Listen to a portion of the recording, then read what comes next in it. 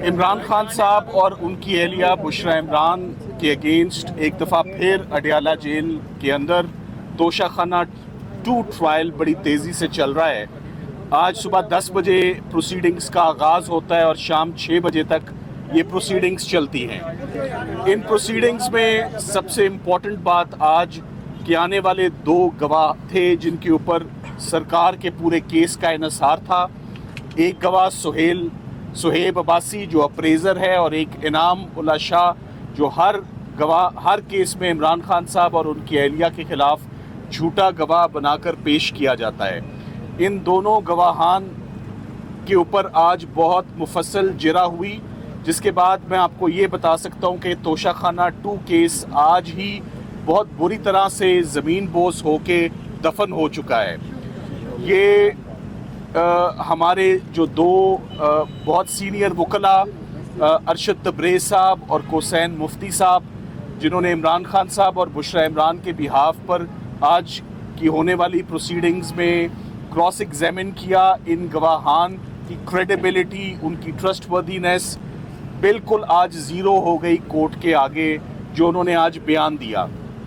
मैं आपको ये बताता चलूँ कि इमरान खान साहब के ख़िलाफ़ तोशाखाना केस में सबसे अजीबोगरीब बात यह है कि ये किस्तों में प्रोसिक्यूशन हो रही है। कभी ECP प्रोसिक्यूट करती है, कभी एक चीज़ के ऊपर, एक तोहफे के ऊपर प्रोसिक्यूशन होती है, कभी एक तोहफे के ऊपर प्रोसिक्यूशन होती है। क्रिमिनल लॉ ऐसे नहीं चलता। तमाम प्रोसिक्यूशन यकजा करके एक ही ट्रायल होता है उसका। इससे ना सिर्फ नेशनल एक्सचेकर का नुकसान है, जेल का नुकसान है, कोर्ट का नुकसान है। और साइल के ऊपर आप देखें, इमरान खान साहब के ऊपर मैं बार बार कहता हूँ कि ना लीगली पॉसिबल है, ना for a human being possible है कि वो इतने मुकदमात की पैरवी करे, इतने मुकदमात में वकील इंगेज करे और एक के बाद एक केस जो है वो it's a never ending story. So अफसोस की बात ये है कि इमरान खान साहब के ऊपर सिर्फ एक केस इस वक्त बकाया है, उनकी और उनकी एहलिया के ऊपर। उसका नाम अलकादिर ट्रस्ट है। अलकादिर ट्रस्ट के ऊपर हम पूरी गर्मियों की छुट्टियां इंतज़ार करने के बाद आज से 5 दिन पहले इस्लामाबाद हाई कोर्ट में जब बिलाखिर पहुंच ही जाते हैं और बिलाखिर जब हमारे केसेस लगा ही दिए जाते हैं तो फिर भी अलकादिर के केस में तारीख नहीं दी जाती। ये अफसोस की बात यह है कि जब ख़वातीन के केसेस को बहुत प्रायोरिटी हासिल है, हमेशा से जजेस ने बड़ा सॉफ्ट कॉर्नर रखा। बुशरा इमरान के केस में ज़मानत मांगते हुए, उसकी हेयरिंग मांगते हुए, ज़मानत मांगते हुए नहीं, ज़मानत की हेयरिंग मांगते हुए हमें आज 7 महीने हो गए। जनवरी की सज़ा है, ये सितंबर हो गया है और अभी तक ये हेयरिंग हमें फ़िक्स नहीं की जा रही, अभी तक तारीख़ नहीं दी जा रही। ये बहुत अफसोस की बात है। जजेस की तादाद भी है, मौका भी है, दस्तूर भी है, असूल भी है कि ख़वातीन के केसेस को तो कम अज़ कम सुना जाए, मगर उनका केस भी नहीं सुना जा रहा। इमरान खान साहब बड़ी दलेरी से एक के बाद एक केस को फेस करते आ रहे हैं। केसेस नहीं ख़त्म हो रहे। केसेस एक ख़त्म होता है तो दूसरी सज़ा का बंदोबस्त कर दिया जाता है। ये पैटर्न आप अडियाला जेल और अटक जेल से आप 2-2.5 साल से आप देखते चले आ रहे हैं। तकरीबन 800 दिन हो गए इमरान खान साहब को जेल में। इमरान खान साहब ने चीफ जस्टिस साहब से भी अपनी अपील की कि उनको सिर्फ़ और सिर्फ अदालतों से सुनवाई चाहिए और कुछ नहीं चाहिए।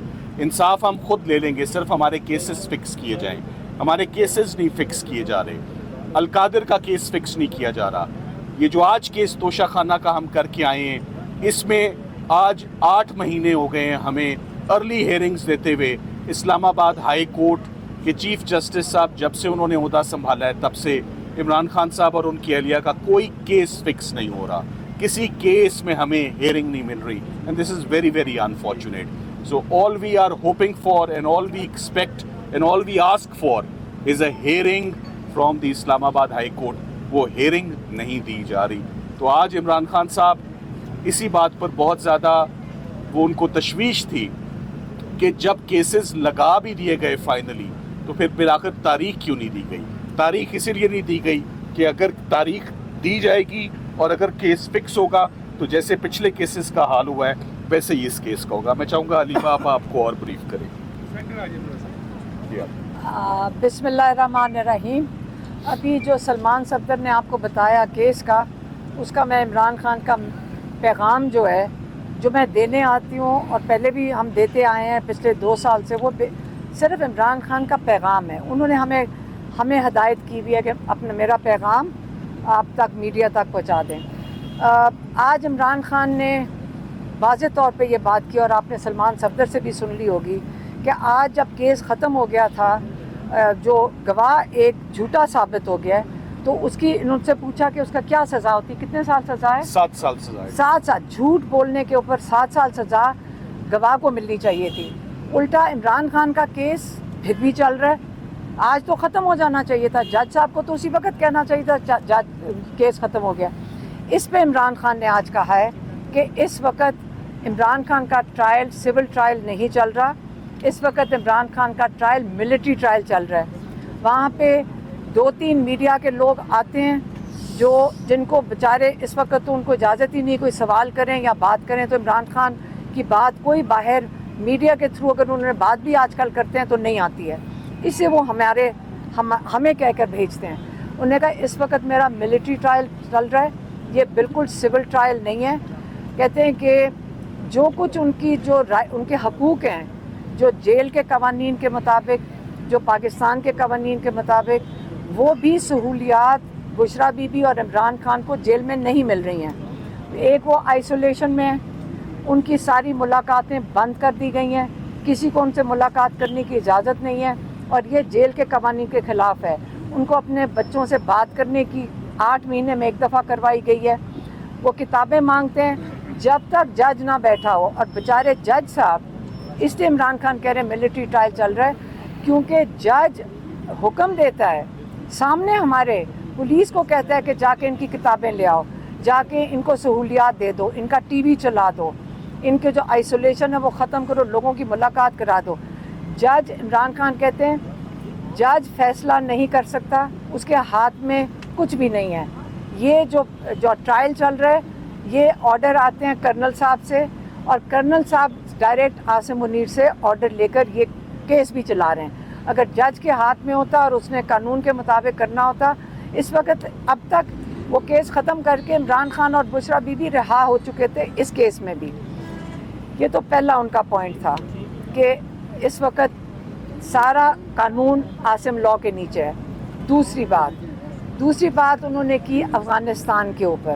انہوں نے کہا جو آپریشن چل رہا ہے، جو ہمارے علاقوں میں آپریشن چل رہا ہے، انہوں نے 3 پوائنٹس بتائے.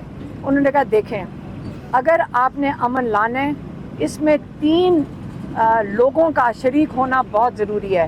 ایک افغانستان کی حکومت، دوسرا افغانستان کے لوگ، اور تیسرا ہمارے ان علاقوں کے لوگ جہاں پہ آپریشن کنڈکٹ کیا جا رہا ہے.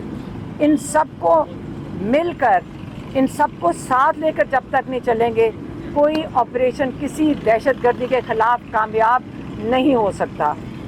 انہوں نے یہ کہا کہ پہلے آپ نے جو افغانستان کے ساتھ کر رہے ہیں، یہ 9 مئی کی طرح یہ فالس فلیگ ہے، کیونکہ پہلے آپ نے لوگوں کو دھکے دے کے یہاں سے پاکستان سے نکالا. وہ لوگ جو آپ کا نہ دین اور نہ انٹرنیشنل ریفیوجیز کے جو قوانین ہیں وہ اجازت دیتے ہیں کہ آپ تین نسلوں سے یہاں بیٹھے ہوئے جو ہمارے مہاجرین تھے، ہمارے مسلمان بھائی تھے، وہ ان کو آپ نے زبردستی شارٹ نوٹس پہ آپ نے ان کو کہا پاکستان سے نکل جائیں. اور انہوں نے کہا 3 سال سے جب سے عاصم منیر آئے ہیں، انہوں نے یہ کام شروع کیا.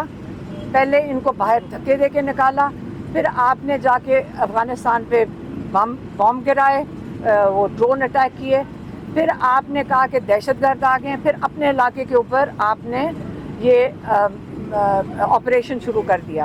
اس میں انہوں نے کہا ہمارے اہلکار شہید ہو رہے ہیں، ہمارے پولیس کے اہلکار شہید ہو رہے ہیں، ہمارے فوجی ہیں، جو سیکیورٹی فورسز والے ہیں وہ شہید ہو رہے ہیں، اور بے گناہ لوگ بھی شہید ہو رہے ہیں. یہ طریقہ کار آپریشن سے امن نہیں آتا، امن بات چیت سے آتا ہے. اس لیے انہوں نے ریکویسٹ کیا، اور ہم نے ان کو بتایا تھا کہ آپ کے ایم این ایز اور ایم پی ایز بھی آج آپ کے یہاں کورٹ ہیئرنگ کے لیے آئے ہیں. تو انہوں نے کہا میں چاہوں گا کہ سارے K P K M N As اور ایم پی ایز